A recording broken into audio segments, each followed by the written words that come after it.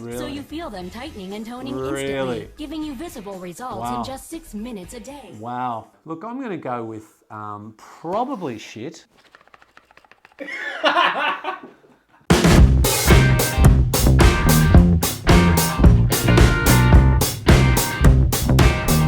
Episode 5, a little bit excited. I just realised I hold my breath walking down those stairs, trying to focus on keeping the... To be still. My I'm heart's excited. going. Episode 5, and they thought it wouldn't last. Mate, Wow. Very and when I say excited. they, I mean we. it's lasted. Well, the beauty of the beauty of our thing is there are no ratings. No, We can keep doing this forever. no bosses going, Yeah. come on guys. Yeah, I only had 4 viewers last week. Yeah, that's okay. Harps, that was 10 minutes on one question, Jesus. Do I labour a little bit? No, it wasn't Do inferring I that, waffle mate. a little bit? It was not inferring that. What about my hair? There's been a lot of commentary on my hair. Yeah. First time. I did tell him that Amy and I, my fiance, we've decided it's staying. It's the first time in since about 30, since about 22 years, I would say, since I've had hair. Really? Because I just Yeah. trimmed it with the clippers. Why? Because... Did you think it looked good? that was not even a question. That was a fucking rude comment and an assertion. Well, anyone who says your hair looks good now probably thought it looked shit That's out right. before. That's what I'm saying. So for 22 years, people are going, "How shit is his hair?" Anyway, so it's grown that I was just used to it short because it's wavy and pox and it grows like bamboo. This is 5 weeks. This is 5 weeks from baldish. Actually, here's a snapshot from episode 1, 2, 3, 4, and now 5. Look at the difference. Look at the growth there. Wow. It's amazing. All right, today, let's get into it. 3 things. Yes. Question from last week's episode. Someone asked. It's about butts and guts. I didn't even look, but sure. I mean, I would have looked, but I didn't. As you know, I don't plan this. Yeah. I just turn up as told. And then one of your whiteboard quotes you put on today. I think we can break it down. And I'm of ready. course, I'm ready. the The surprise. stupid. This is the dumbest piece of exercise equipment known to humanity. I think you did pretty good with the vibrating guts remover. I can't wait to show you. All right, let's get on with it. Come on, time's money, money's time. Yes. So this is from last week's episode. Michelle Sorensen. Not sure if you know her. Sorensen. Sorry, Michelle Sorensen. I think so. Well, It's probably she'll- Sorensen. She'll comment below. Hello, Michelle Sorensen. Okay, she said, there's 2 questions. Women often say if I lift heavy weights, I'll get bigger legs. And for the boys, after 50 years old, I can't get rid of the old gut. So that's something I've dealt with training females in particular, going, I don't want to get big legs. Yeah, so both true, you will get big and blokes can't get rid of your guts. Anything else? No, not true at all. Oh, we're going to go, what? Well, look, okay, so I always used to deal with this when women would come to my gym and say, I don't want to lift weights because I'll end up being enormous or I'll look like you or I'll look like a man, or I would get one of my trainers to come over and I would say, so one of the girls who was, very feminine and athletic and in good shape and had a body that, a lot of ladies might kill for, and say, bring her over and say, how many times a week do you lift weights? Invariably it'd be 3 to 5. And then all of a sudden this person would see this body that lifts weights most days of the week and have a bit of a paradigm shift. Yeah. So can women lift weights with their legs and not get big? Of course. Depends also on, there are lots of variables with this. What else you're doing. Do you do any cardio? How's your diet? If you're having 4,000 calories a day and only expending 2.5, if you're doing heavy deadlifts and heavy squats and, heavy leg press, then there's a fair chance you might get bigger legs. But at the same time, remember that the growth is muscle. But it's more about rep range, it's more about intensity, it's more about volume, and it's more about the totality of everything. So if you're worried, but also, yes, some women do, as men do, have a predisposition to get bigger legs. Like I have quite big legs naturally. Me too. I used to get called Matthias. Oh, really? So So it's really just a matter of paying attention to your genetics and going, well, when I do this, my legs explode. Other people will get on and do heavy squats, deadlifts, leg press, and not get the same response. What about for people who genetically hold body fat around their legs, around their bum?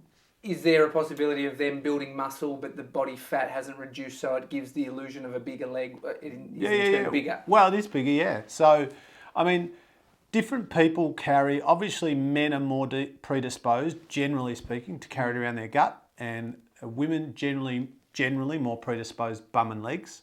So, but again, it's a matter of getting your diet right, doing the right cardio, and then on top of that, getting your endocrine system or your hormonal stuff as much as you can in balance. And that's the thing that for a lot of people is really confusing, I guess, is trying to understand how the hormones interact with all of this stuff. And, so if you're producing excessive estrogen as a lady, then there's a fair chance, keep in mind I'm not an endocrinologist, but there's a fair chance that it's going to be hard to lose body fat. Or if you've got an underactive thyroid, for example, the same might also be true. So there are lots of variables, but can you train with most of the girls that I know that train properly, train their legs, train their upper body with weights, just end up looking more athletic.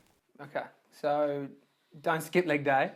And the boys? And for the boys, what was the question for the boys? Can they? Yeah. I think she's referring to someone over 50. Not sure if she's talking about her husband or... Yeah, but also remember that keep in mind what happens with...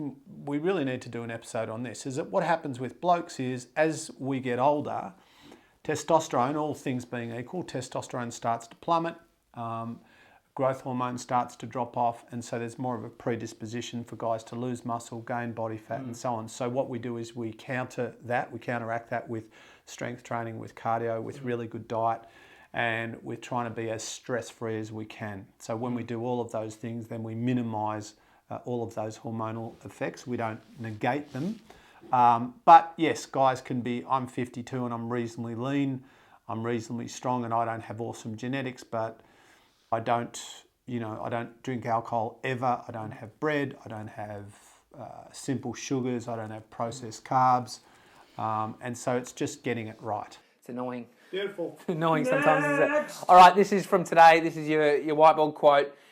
If the echoes of your past are still ringing in your ears, put on some earmuffs, step into the now, and look to the future. You like it? I like it. Did it resonate for you? It did, because but I automatically had a question. I thought, is regret a choice? Well, I think that's a very good question. I think regret just happens, but then there's a choice. Do we then immerse ourselves in it? Do we then, let's say regret is a little fire that's flickering.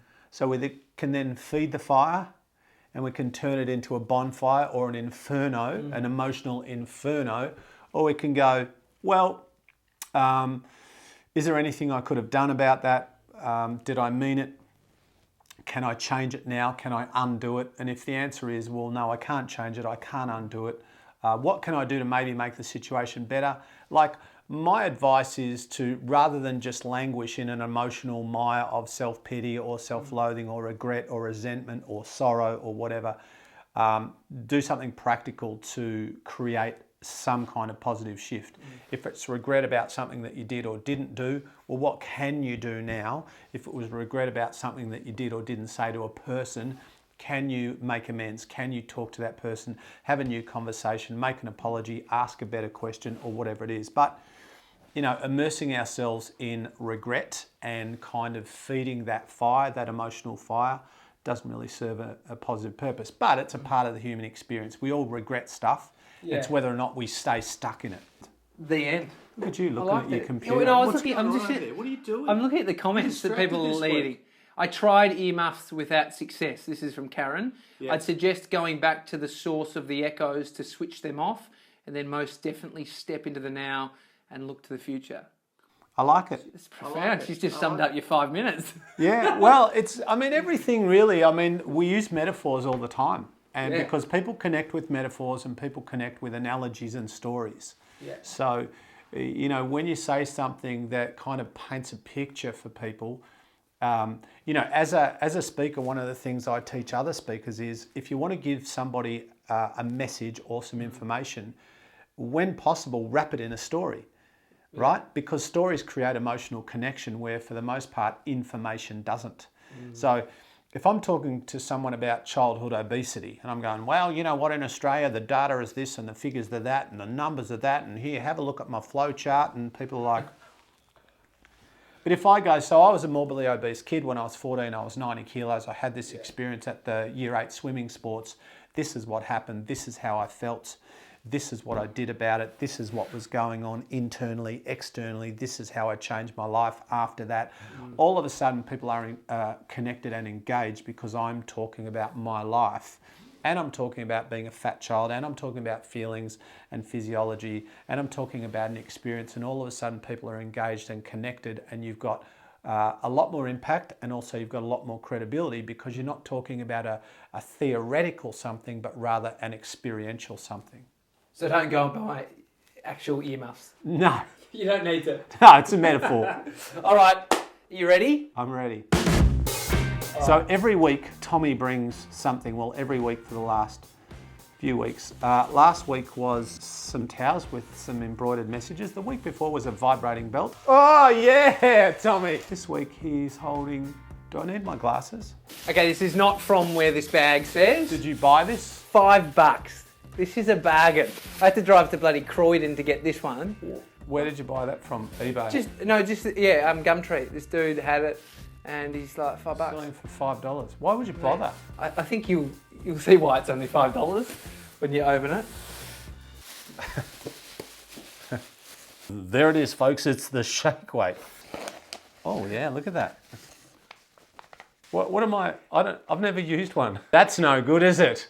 Let's not do that action. All right, I'm going to show you what the infomercial says that it does, and that's what I want to check with you. The shake weight is based on a completely new workout technology called dynamic inertia, which ignites the muscles in your arms, shoulders, and chest. So you feel them tightening and toning instantly, Really? giving you visible results Wow. in just 6 minutes a day. Wow. Independent scientific studies Wow. prove that the shake weight increases upper body muscle activity by more than 300% compared to me. traditional weights. The shake weight defines your biceps, your triceps, your shoulders, and chest. Yeah. Look, I'm going to go with probably shit. Fuck off. What are you doing? What are you doing to me? I can't. It's You know the worst thing? Some arseholes made millions off selling these things. Look, I'd have to do some study, but I think there's a fair bit that there's probably not a lot of scientific credibility or validity in their claims. But we should give this away. I could sign that.